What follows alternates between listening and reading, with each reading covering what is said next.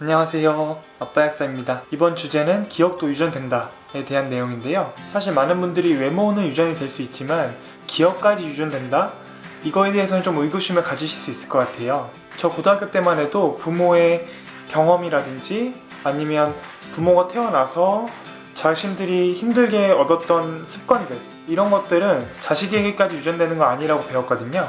하지만 최근에 생물학의 연구 심도가 깊어지면서 인간의 DNA에 경험이라는 변수도 들어갈 수 있다는 것을 많은 학자들이 밝혀내고 있습니다. 정말로 기억이나 경험이 유전이 된다면 부모님이 될 분들은 마음가짐이나 행동을 조심할 수밖에 없는데요. 실제로 어떤 연구와 어떤 케이스를 통해서 우리의 기억과 경험이 유전된다고 볼 수 있는지 한번 알아보도록 하겠습니다.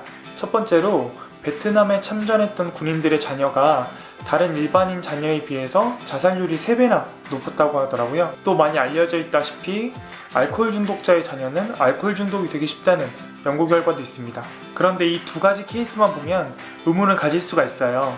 베트남 전쟁이라든지 알코올 중독 같은 경우는 아이들이 태어난 이후에도 그 부모님의 트라우마라든지 아니면 습관이 언제든지 영향을 미칠 수 있기 때문에 이건 유전이 전해져서 그런 게 아니라 생활 환경 속에서 아이들이 그것을 보고 자라서 그렇게 결과가 나온 거 아니냐, 이렇게 생각하실 수도 있거든요. 그래서 기억이 유전될 수 있다는 직접적인 증거를 가진 연구들을 몇 개 더 소개해드리도록 하겠습니다.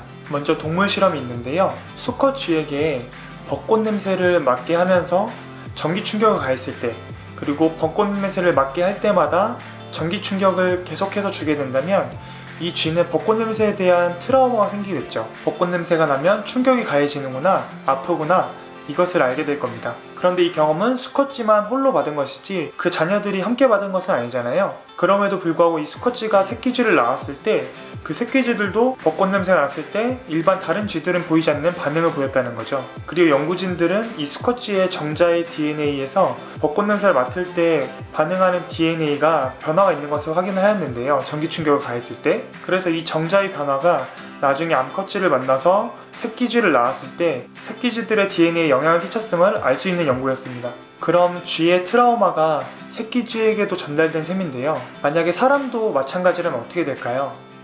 우리가 부모가 되기 전에 쌓여왔던 경험들, 그리고 트라우마들, 이런 것들이 우리의 생식세포에 영향을 미쳐서 나중에 우리의 자녀에게까지 전달될 수 있다면 굉장히 무서운 일이 아닐 수 없습니다. 또 한 가지 연구는 쥐가 아닌 실제 사람의 사례를 연구해서 발표한 결과인데요.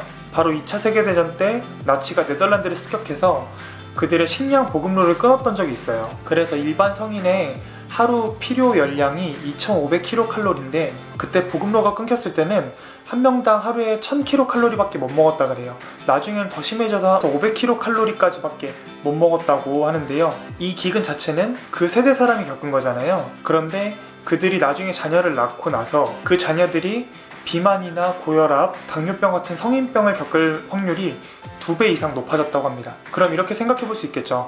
부모 세대 때 기근에 대한 정보를 DNA가 저장해 놓았고 그것이 자녀에게 유전이 되면서 자녀들도 기근에 대한 두려움이 있는 DNA를 받게 됐다는 거죠. 그래서 일반 사람들이 먹는 것보다 더 많이 먹게 될 수도 있고요. 아니면 저장을 더 많이 하거나 과하게 저장을 하거나 그렇게 될 수 있다고 생각해 볼 수도 있겠습니다. 이런 것들을 통해서 부모의 기억이나 경험, 그리고 심지어 먹은 것까지 자녀에게 영향을 미치는 것을 알 수 있는데요. 저도 18주 된 태아의 아빠이지만 제가 경험했던 것, 그리고 제가 먹었던 것, 이런 것들을 돌아보면 아이에게 좀 부끄러운 점이 많은 것 같습니다. 하지만 이 유전이 전부일 순 없어요. 아이가 태어나서 그때부터 경험해 나가는 것들, 그리고 자기가 스스로 익히는 것들, 이런 것들이 또 우리의 DNA에 많은 영향을 주거든요. 한 사람이 성장해 나가면서 DNA의 어떤 부분이 나타나고 어떤 부분이 숨겨질지는 그 사람이 태어나서 겪게 되는 환경과 관련이 아주 많기 때문에요. 이미 부모가 되신 분들이 있다면 낙담하지 말고 앞으로 그 아이가 태어났을 때 만들어갈 환경에 대해서 같이 고민하고 또 더 좋은 것들로 채워질 수 있도록 노력하신다면 아이들이 부모 때의 나쁜 기억들, 나쁜 경험들은 크게 관여하지 않고 좋은 기억, 좋은 생각들로 그 아이들의 삶이 꽃길을 걸을 수 있게 되지 않을까 간절히 소망해 봅니다. 아빠 약사였습니다.